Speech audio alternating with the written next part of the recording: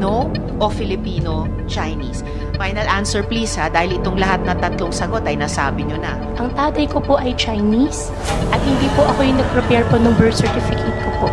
Your birth certificate is riddled with holes. Pati po yung citizenship nyo ay riddled with holes. Kung hindi kayo ang sinungaling, ibig sabihin yung tatay nyo ang nagsinungaling. Tanong ko rin po sa tatay ko po, after po ng last Senate hearing po, tinanong ko po sa kanya kung kapatid ko po ba yung dalawa.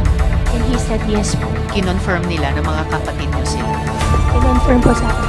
Kasambahay, yung nanay mo, kung sila ay kasal ni papa mo, maliban na lang kung si papa mo ay nagsisinungaling with sa birth certificate, and what is the reason why would he lie? Hindi po namin pinag-uusapan po sa bahay. Medyo sensitive po yung topic po.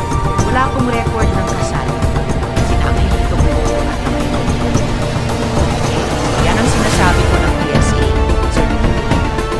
At ito ang higit pang malala. Walang birth record at all. Sina Angelito po at Angelito. So, may tatanong talaga, hindi po kaya Angelito Guo and Amelia Leal Guo don't even exist.